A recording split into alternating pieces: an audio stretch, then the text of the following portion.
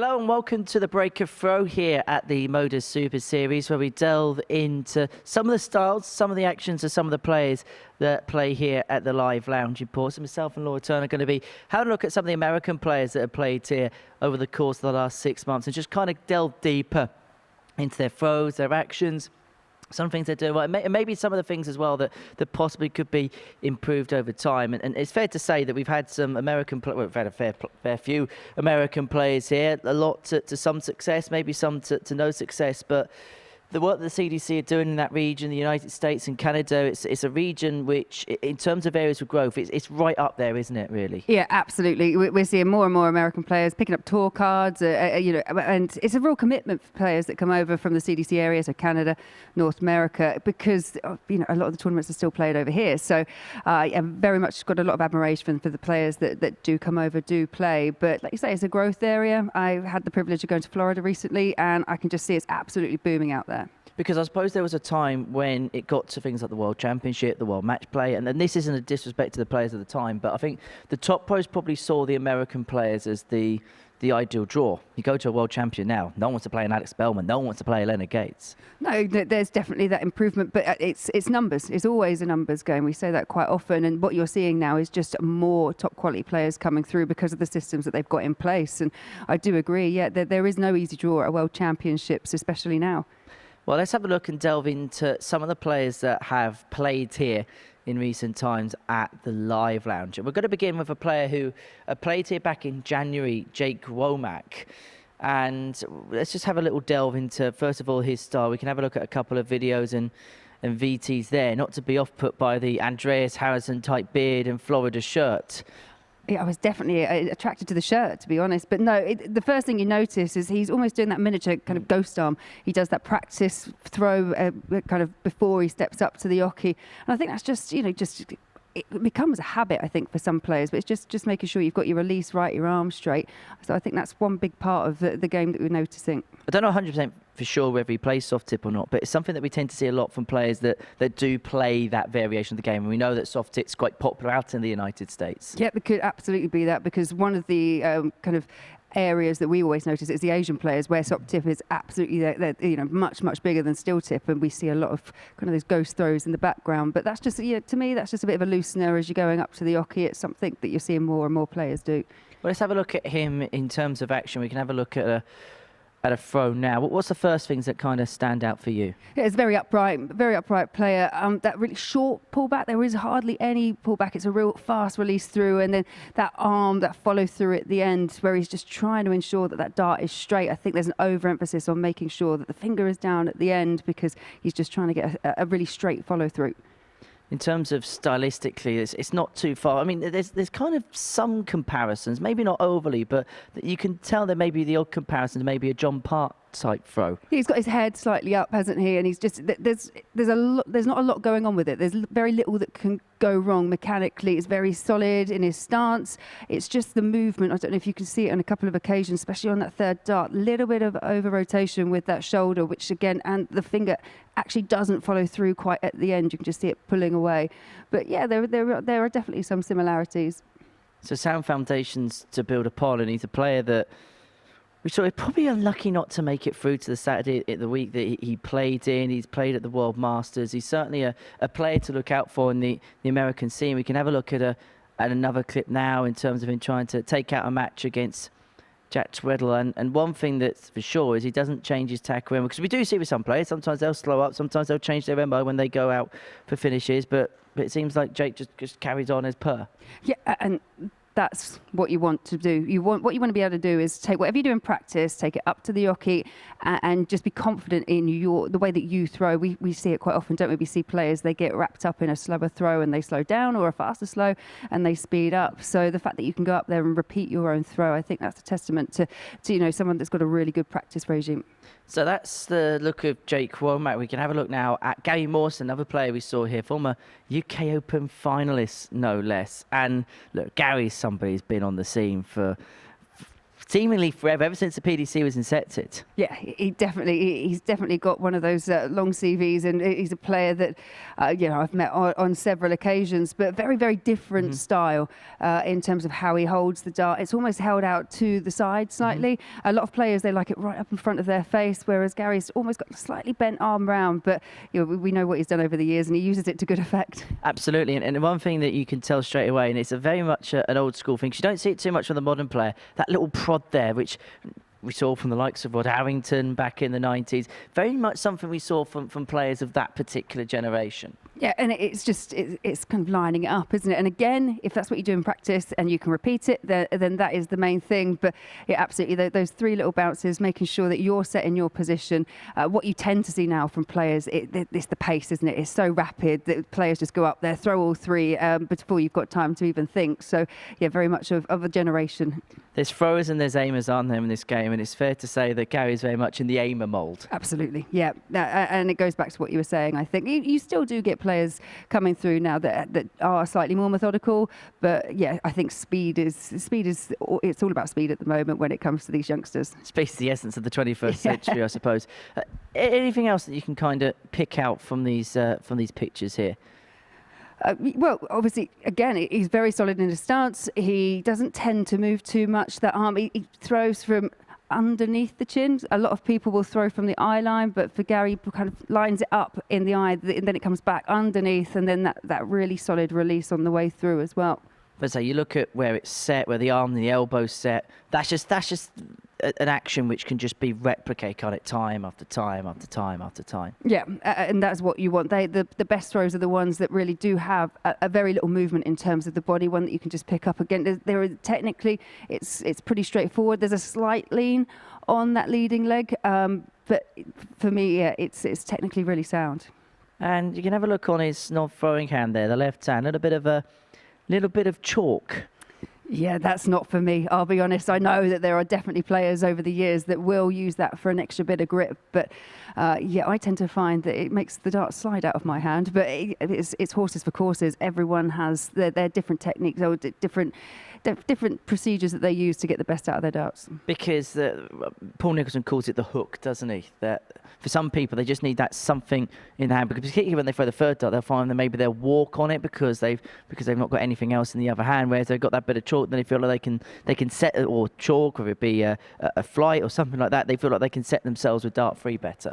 Yeah, I mean, I've seen it before where someone's actually held a pen because they're so used to playing and self-chalking that they will have a pen in their hand, and so they hold that pen, and again, yeah, it's for very similar reasons, because that is just how you're used to playing. So it can be used for different things, one for grip, but also one, as you say, to coin Paul Nicholson, the hook. So we're now going to have a look at Adam Sevada, the Reaper from North Carolina. Now, he is somebody that really burst onto the scene here at the Live Lounge. He turned up, he blitzed through a Group A, he was throwing in 110 averages, and we talk about the production line of players from North America, and it feels like every year somebody comes bursting out the tracks, bursting on the scene.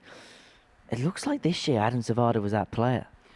Yeah, and you go back maybe 18 months, 2 years, and I get to speak to a guy called Peter Satira. He's part of the CDC, and it was definitely a name that he mentioned. Look out for this guy. He is awesome. But the fact that he's come here on debut and, he played so well, he was so consistent, looked so at ease in this kind of environment. Yeah, he was really impressive. He is really impressive. Right, let's break down some bits then involving Adam, and I suppose we're having a look here from the overhead angle. Just your first thoughts on kind of the stance and the position, particularly the positioning of the elbow, because he actually brings the dart kind of back towards his nose, doesn't he, when he sets to release? Yeah, but you look at the whole picture, and the first thing you notice is the alignment. You've got that foot; it's dead centre of the oche. You've got the back foot almost perfectly in line, just a slight bend in the hips, and then you've got the counter with the arm, as you say, slightly out, and then that hand right in the middle, exactly where his foot is, so he pulls it back. But yeah, it does go lower. Again, another one that doesn't go to the eye line, but just pulls it down slightly lower. And as you can see, the elbow perfectly positioned, and it's kind of one of those straight up pull back fire type actions, isn't it? There's fairly few mechanics behind it, really. Absolutely, yeah. There's that slight lean forward on the right leg. But other than that, you can see it's almost completely kind of the opposite. It just looks very symmetrical in terms of the positioning of both the arms, where the legs are. It's a really solid stance.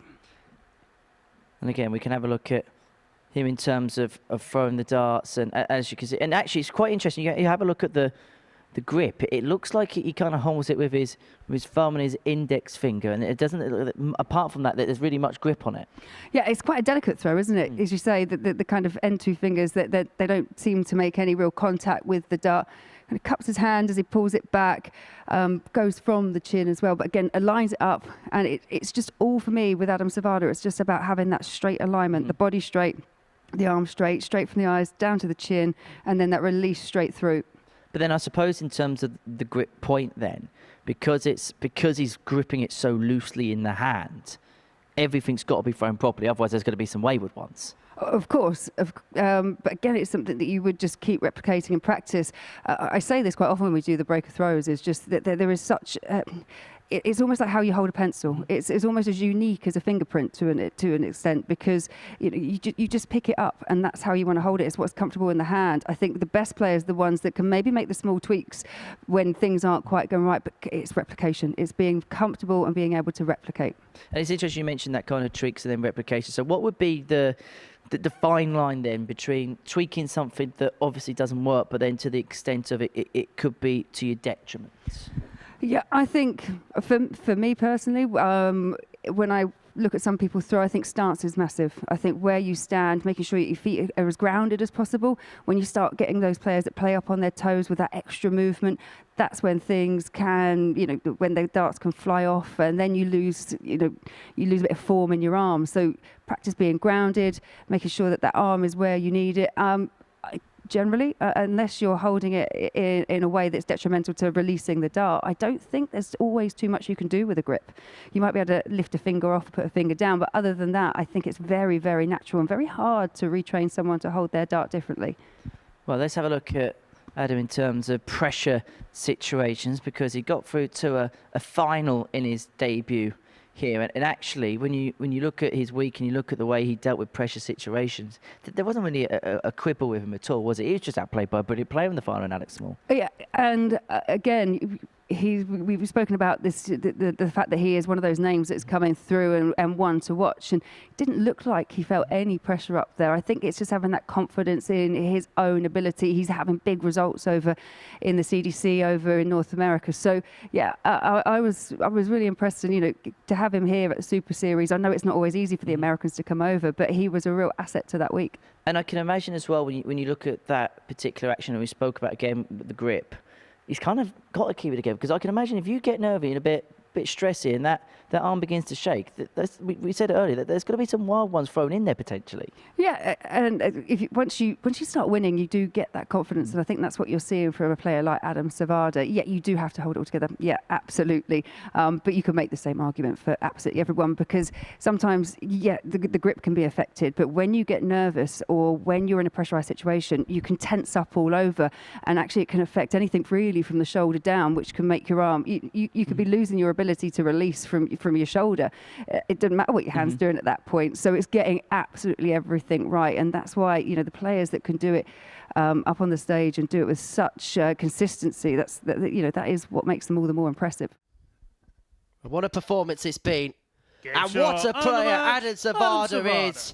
An average of 110.34. And I suppose the other thing as well about the Americans, just making a more broader general point, is they get put through it more than anybody else. Because you look at their tournaments and the CDC setups, because obviously they got to travel a long way. Effectively, the country's a continent, isn't it? They play a lot of darts over the course of a weekend. So that anything that they do, they've got to stand the course, and they've got to stand the stamina of a huge duration throughout the course of a weekend. Yeah, I mentioned earlier, I went to one of the tournaments out in Florida, and I did skip one day because they are quite intense. The day that I skipped started at 9 a.m. in the morning and finished at 2 a.m. the next morning. Ooh. They jam-pack in as many tournaments as they can, and it is probably for the reason that you mentioned, because you can, I know in the UK we might complain when we've got to go 4 hours for a match, but they've got to fly at least 4 to 8 hours sometimes to get anywhere where they need to get to. So yeah, it is all about kind of packing it in as many tournaments as you can. However, I think also for the top players, it's all about just getting the balance right, not overdoing it in terms of trying to play too many things. Same as what we say when we talk about players on tour. So looking forward then, and just kind of final point to make it a bit more generic, well, where do you see that the future for darts in the United States and Canada? Because it feels like year on year we're seeing the Continental Cup, seeing the cross-border challenge grow and get bigger. It feels like a region where there's going to be real exponential growth, but I suppose it's waiting for that superstar, I suppose, to emerge. A bit like we've said about Germany for a number of years. Yeah, it always helps, obviously, doesn't it, when a player arrives that the rest of your nation can actually look up to. And I know there's a lot, but they haven't quite done. You haven't won the World Championship. They haven't got their own Luke Little yet, basically. So yeah, that would definitely help. But I still see this as growing and growing year on year. I know that they've got academies now that are getting bigger and bigger all over the US and Canada. So hopefully that's the start of the next stage of development. So I think that the future is really bright for the CDC, for North America, and I'm interested to see how it continues to develop. Certainly some great players on the semi line, that is for sure. Laura, thank you so much. Thank you for watching the latest edition of the Break of Throw here at the MODUS Super Series.